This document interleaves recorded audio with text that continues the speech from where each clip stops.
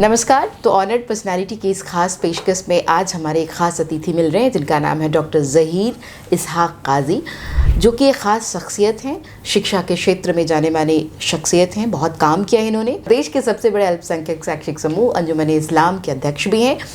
न केवल भारत सरकार में बल्कि विभिन्न पदों पर रहते हुए, विभिन्न आयोगों के अध्यक्ष रहते हुए उन्होंने बहुत सारा काम किया है शिक्षा के क्षेत्र में, साहित्य के क्षेत्र में, खास तौर से मेडिकल के क्षेत्र में। तो आज की इस खास अतिथि से विशेष बातचीत और इनके उपलब्धियों के बारे में हम चर्चा करेंगे और इनके योगदान को लेकर आप तक बात पहुंचाएंगे। सर, स्वागत है हमारे इस कार्यक्रम में। हमारे दर्शकों के अपने बारे में थोड़ा बताएं, अपना परिचय बताएं। मैं पेशे से रेडियोलॉजिस्ट हूँ। गुज़िश्ता 42 साल से प्रैक्टिस कर रहा हूँ। मेरी ट्रेनिंग यूएस में भी हुई और पोस्ट ग्रेजुएशन मुंबई में। और इसके साथ साथ मैं अंजुमन इस्लाम जो 150 साल का उसका रिकॉर्ड है मियारी तालीम मार्जिनलाइज सेक्शन ऑफ सोसाइटी को दिया जाता है, अल्पसंख्यक ही नहीं बल्कि सबों के लिए, तो उसका मैं सदर हूँ, गुज़िश्ता अध्यक्ष हूँ गुज़िश्ता 15 साल से। और इस ऑर्गेनाइजेशन से मैं करीब 40 साल से जुड़ा हूँ। और ये जो संस्था है इसमें 1,10,000 बच्चे पढ़ते हैं, 97 इंस्टीट्यूशंस है और 3,500 शिक्षक हैं। और यहाँ पे तालीम शिक्षा दी जाती है गरीब बच्चों को जिनके पास फ़ीस भरने के लिए पैसे नहीं होते। और स्कूल एजुकेशन में 70% बच्चे फर्स्ट जनरेशन लर्नर्स हैं। और हमारे इंस्टीट्यूशन में जेंडर इक्वालिटी का एक बड़ा रोल रहा है। 97 इंस्टीट्यूशन में 85% लेडीज़ हमारे हेड ऑफ द इंस्टीट्यूशंस हैं। और इस संस्था में 2 लड़कियों के अनाथालय भी हैं और उन लड़कियों को हम उनकी तरबियत करते हैं, उनको सेटल करते हैं और उनके विवाह भी कर देते हैं। तो हमारा नारा ये है कि बेटी बचाओ, बेटी पढ़ाओ और बेटी बसाओ। क्या बात है। और इसके साथ साथ एक हमारी संस्था भी है सहारा, जो बेसहारा औरतें होती हैं उनकी रिहैबिलिटेशन,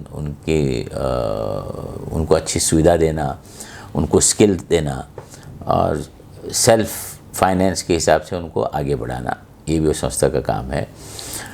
और हमारे यहाँ केजी से लेके पीएचडी तक पढ़ाई की जाती है और हर स्ट्रीम के हमारे पास स्कूल्स हैं, कॉलेजेस हैं। और इस संस्था ने इस देश को बहुत ही कामयाब सिटीजन्स दिए हैं जिन्होंने हिंदुस्तान में नहीं बल्कि हिंदुस्तान के बाहर भी अपना नाम कमाया है। इसमें फिल्म इंडस्ट्री में दिलीप कुमार यहीं से पढ़े, कादर खान, इस्माइल मर्चेंट, तबस्सुम, सुरेखा।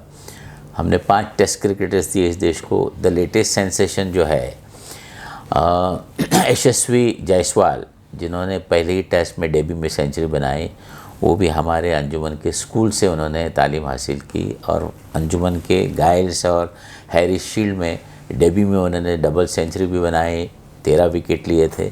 और वहाँ से उनका वहाँ जाके फिर अब वो टेस्ट क्रिकेट भी खेलने लगे।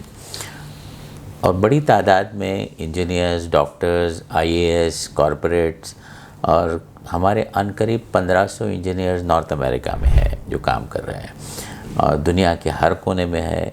हमारा अभी 75,000 का एलुमनाई का लिस्ट भी बन चुका है और हम 150 साल पूरे मुकम्मल किए, उसके भी सेलिब्रेशंस अभी शुरू होने जा रहे हैं। सर, आपने अभी हाल में ही भारत सरकार के आयुष मंत्रालय ने आपको लाइफ टाइम अचीवमेंट अवार्ड भी दिया है।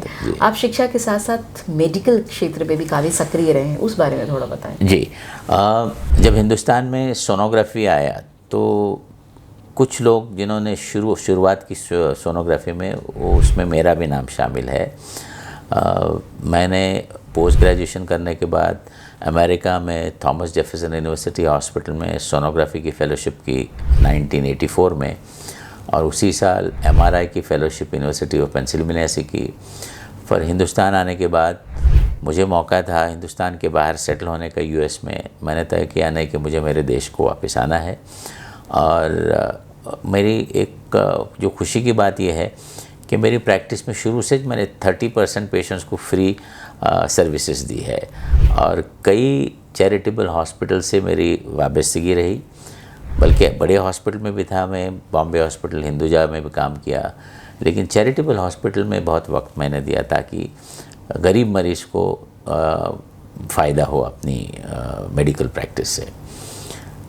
मुझे इस बात की भी खुशी है कि मेरे पेशेंट्स में सेलिब्रिटीज़, स्पोर्ट्समैन और गरीब से गरीब भी पेशेंट रहा, और 42 साल कैसे गुजरे पता नहीं चला। और इसके साथ साथ मैंने तय किया कि अपने पेशे के साथ we must give back to the country, we must give back to the society. इसलिए मैंने अंजुमन में शामिल हो गया। वहाँ से पहले एक बोर्ड मेंबर बना, फिर मुझे मेडिकल कॉलेज के चेयरमैन बनाया गया, फिर 3 साल मैंने जनरल सेक्रेटरी का रोल किया, और गुज़िश्ता 15 साल मैं इस इंस्टीट्यूशन का चेयरमैन हूँ। मुझे बड़ी खुशी है कि मेरे दौर में इसका एक्सपेंशन हुआ, कंसोलिडेशन हुआ, एक्सेलेंस इन एजुकेशन आया, और जेंडर इक्वालिटी का बड़ा रोल रहा। और हमने अंजुमन को सिर्फ हिंदुस्तान में नहीं, हिंदुस्तान के बाहर भी पहुंचाया। हमारे 2 NGOs एस्टैब्लिश हुए, एक न्यूयॉर्क में है, ओवरसीज़ फ्रेंड्स ऑफ अंजुमन, और एक लंदन में भी है। अभी हम गल्फ़ कंट्रीज़ में भी जा रहे हैं। और हमारे एलुमनाई का एक बड़ा पोर्टल बनाया है। हमने अनकरीब 50 से 60 हज़ार एलुमनाई का पोर्टल बन चुका है, और वो टारगेट हमारा 1 लाख का है। हम सभी हमारे जो विद्यार्थी पास आउट हुए उन तक पहुंचना चाहेंगे।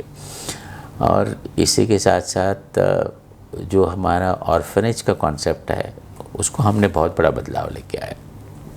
जैसा मैंने कहा, उनकी अच्छी शिक्षा दी जाती है, अच्छी तरबियत दी जाती है, सेटल हो जाते हैं, और फिर उनके विवाह भी करते हैं। वाह। तो ये सारी चीज़ें अंजुमन में गुज़िश्ता 15 साल में दिखी। और हमने नए इंस्टीट्यूशन भी बहुत सारे खोले इस दौर में, जैसे एक्सपेंशन है, नए कॉलेजेस आए, नए स्कूल्स आए। और खुशी की बात यह है कि हमने ये पाया, गरीब बच्चा जो होता है पासमानदा, उसको अगर आप मौका देते हैं तो वो सबसे आगे निकल जाता है। इतने कई मिसालें हैं हमारे यहाँ। एक तो हमारे ऑर्फनेज की लड़कियाँ कहाँ नहीं हैं, बताइए। एक तो लड़की जो 8 साल में यतीम खाने में आई थी, उसको हायर एजुकेशन हमने इम्पार्ट किया, फिर उसने पोस्ट ग्रेजुएशन बिजनेस मैनेजमेंट भी किया, कैंपस पिकअप हुआ उसका, और वो मल्टीनेशनल ई कॉमर्स फर्म में उसको 2006 में जॉब मिला। आज वो सीनियर वाइस प्रेसिडेंट है वहाँ। क्या बात है। ऐसे बहुत सारे कार्य हैं जी। सर, आपका बहुत शानदार ट्रैक रिकॉर्ड रहा है। आपने सरकार की विभिन्न समितियों में भी काम किया है, तमाम विश्वविद्यालयों के साथ भी आप काम कर रहे हैं। अपेक्षा थी कि पद्मश्री सम्मान मिलने वाला है, और आगे की क्या अपेक्षाएं? हाँ, यकीन मानिए मुझे इस बात की ज़रा भी उम्मीद नहीं थी, न मैं ख्वाहिशमंद था। मैं ये काम कर रहा था कि हमें काम बेरोज़ करना है और कुछ एक्सपेक्टेशंस के बगैर। लेकिन ये मिलने के बाद ऐसा लगा कि सेंस ऑफ फुलफिलमेंट है, कहीं ना कहीं अच्छे काम को सराहा जा रहा है।